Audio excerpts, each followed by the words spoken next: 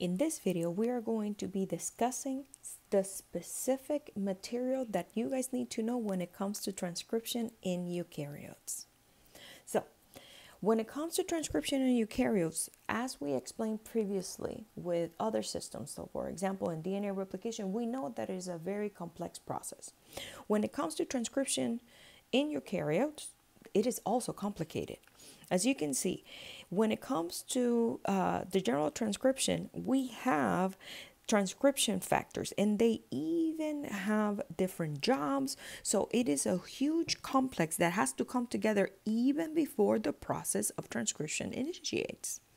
For me, it is more important that you guys know a few features of the transcriptional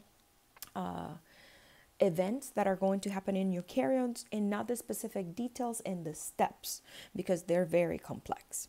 So when it comes to this material, I want you guys to know that we also have in eukaryotes and human cells also an RNA polymerase, okay, which is determined as Pol2. So this is the RNA polymerase in eukaryotes. And first, we're going to establish how this RNA polymerase recognizes the correct DNA that is going to transcribe. So understand that similarly to what we saw in prokaryotes, we're going to have a promoter region. Now, this promoter region in eukaryotes, as you can see, has a series of elements, starting with the upstream element. So understand that the upstream element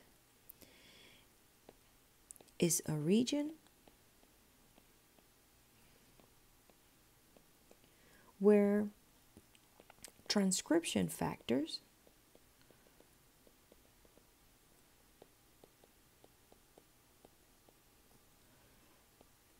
bind to enhance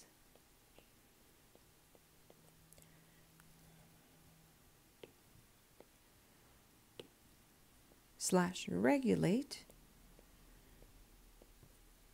transcription of a gene.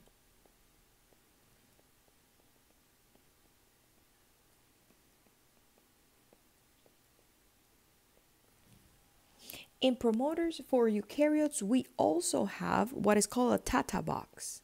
And the Tata box is going to be the region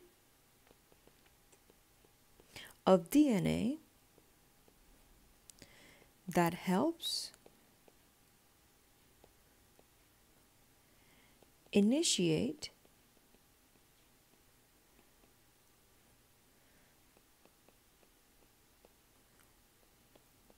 the transcription process.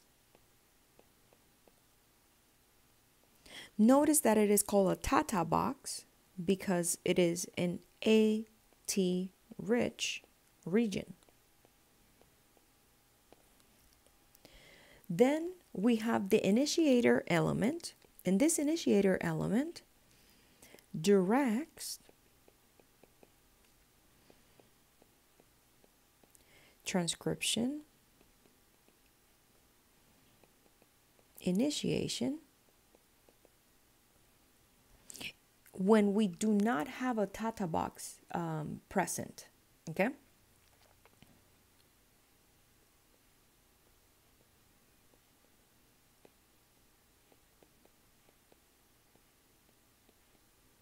So not all systems are going to have all of these components. And we can also have a downstream regulator, okay? So understand that together with the INR region, which is the initiator element, this is INR,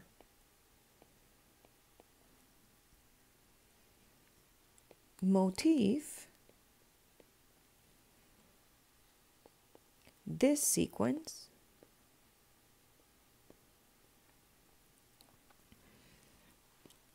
is recognized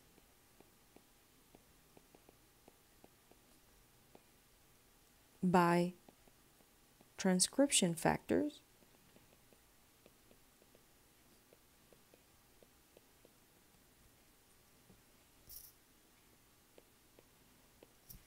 to initiate the process of transcription. Understand that the downstream regulator has been observed also in promoters that lack a Tata box.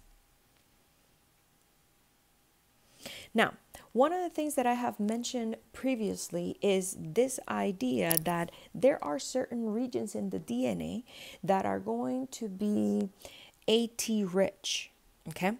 So if we conceptualize why is it that some of the regions where we have specifically, if we think about it, unwinding or separation of strands are AT rich, we can rationalize it by thinking the number of hydrogen bonds that are present in AT base pairs versus GC base pairs.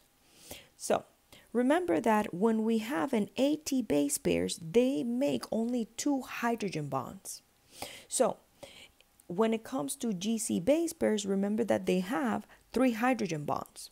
So one of the ideas is that the reason why many promoters have AT rich regions is because it takes less energy to separate these AT rich sequences because it has less hydrogen bonding events compared to GC regions.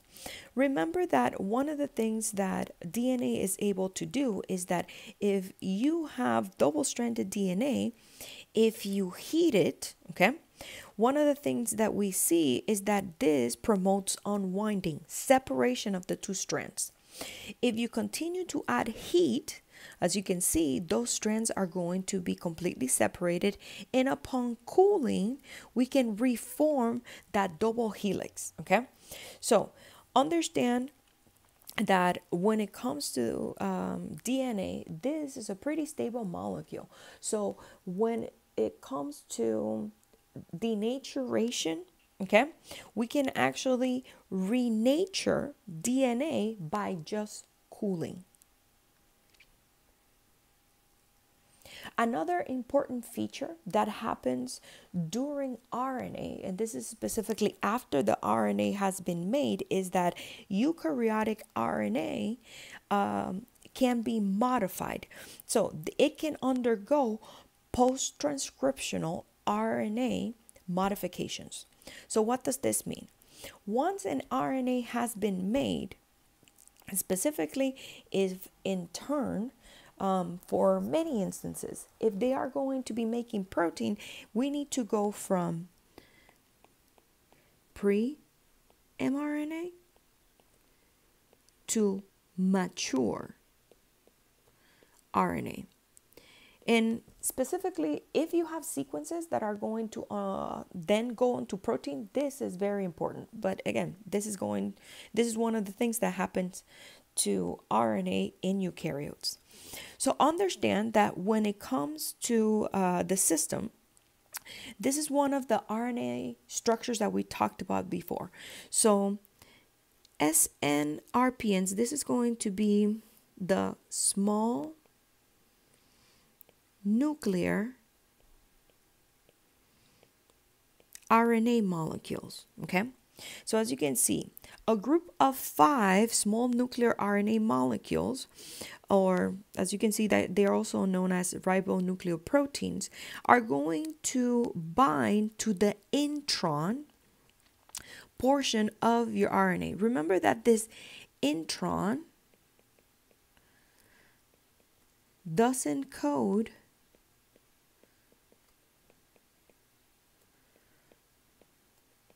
for protein. So that's why it needs to be removed. Because at the end of the day, what we want to leave in are the exons.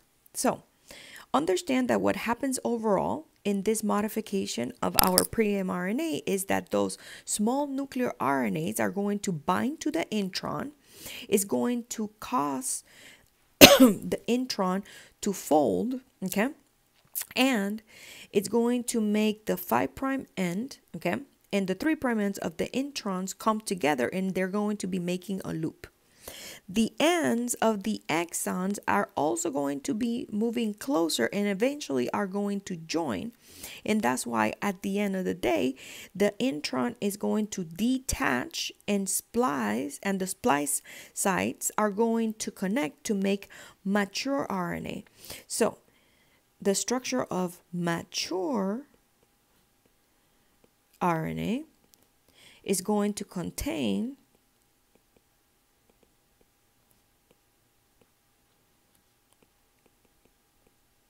exons, okay?